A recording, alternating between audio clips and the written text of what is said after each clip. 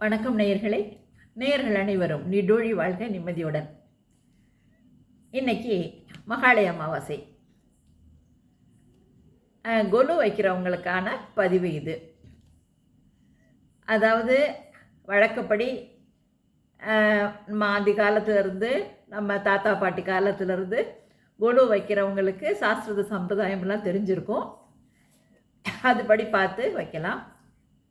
அப்படி இல்லாமல் புதுசாக நாங்கள் இப்போ தான் கொலு வைக்க ஆரம்பிக்க போகிறோம், நாங்கள் புதுசாக எடுத்து வைக்கலாமா அப்படின்னா தாராளமாக வைக்கலாம்.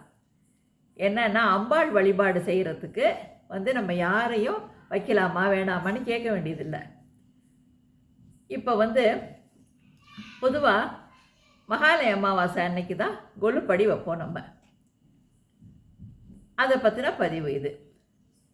இப்போ என்னென்னா பொதுவாக அவங்கவுங்களோட சக்திக்கு ஏற்ற மாதிரி அவங்கள்ட்ட இருக்க பொம்மைகளுக்கு ஏற்ற மாதிரி 3 படி 5 படி 7 படி 9 படி நிறைய பொம்மை இருந்தால் 11 படி கூட வச்சு கொலு வைக்கலாம்.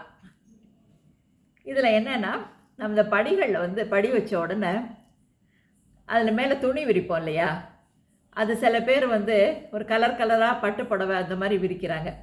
அதை விட நல்ல வெண்பட்டு இல்லை எல்லாம் நல்ல தூய்மையான வெள்ளை வஸ்திரம் அது விரித்து வைக்கிறது ரொம்பவே விசேஷம்.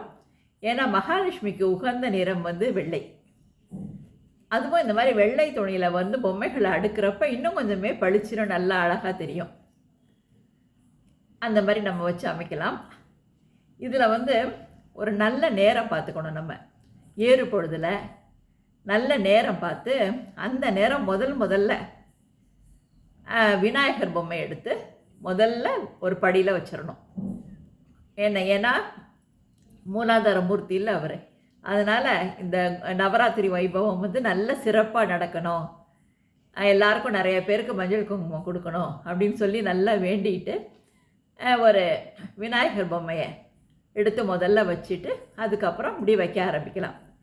விநாயகர் முருகர் அந்த மாதிரி வச்சு ஒரு இதில் ஒரு படியில்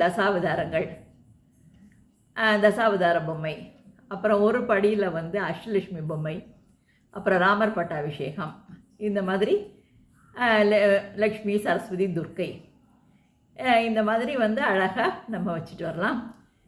இதில் முதல் 3 நாட்கள் துர்க்கை லக்ஷ்மி சரஸ்வதி அப்படி அடுத்தடுத்த நாட்களுக்கு வரும்.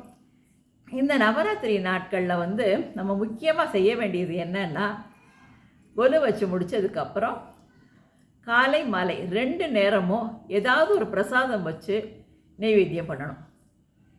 என்னென்னா இந்த பொம்மைகள்லாம் சாதாரணமான பொம்மைகள் இல்லை, அவங்களுக்குள்ள தெய்வம் இருக்குது. பஞ்சபூதங்களால் ஆனது பொம்மைங்கிறது. அதனால தான் நம்ம மண் பொம்மையை வச்சு வழிபாடு செய்கிறோம். இதை பற்றின அடுத்த இன்னொரு பதிவில் பார்க்கலாம். இந்த பொம்மைகளை வச்சு நம்ம வழிபாடு செய்கிறப்ப காலை மாலை 2 நேரமுமே நைவேத்தியம் செய்கிறது ரொம்பவே சிறப்பானது. அப்புறம் என்ன பண்ணணும், இந்த நவராத்திரி நாட்களில் 9 நாளுமே நம்ம நைவேத்தியம் வச்சு தீபாரதனை காட்டணும். அதில் ஒரு நாள் கூட நம்ம வீட்டை பூட்டிட்டு ஊருக்கெல்லாம் போகக்கூடாது.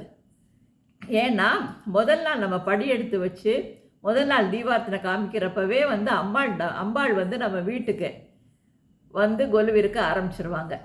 அதனால் அவங்கள நல்லபடியாக அவங்கள கவனித்து, அதாவது நம்ம பெத்த தாய் நம்ம வீட்டுக்கு வர்றாங்கன்னு வைங்க, அவங்கள வச்சு பூட்டிட்டு நம்ம வெளியே போக மாட்டோம் இல்லையா. அது மாதிரி அவங்க நம்ம உலகத்திற்கெல்லாம் அன்னையாகிய தெய்வம் நம்ம வீட்டில் இருக்குது.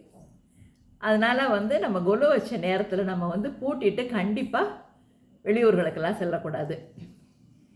இந்த மாதிரி வச்சுட்டு நம்ம என்ன பண்ணலாம், ஒவ்வொரு நாளும் சுமங்கலிகள் அழைச்சி மஞ்சள் குங்குமம் இதெல்லாம் கொடுக்கலாம்.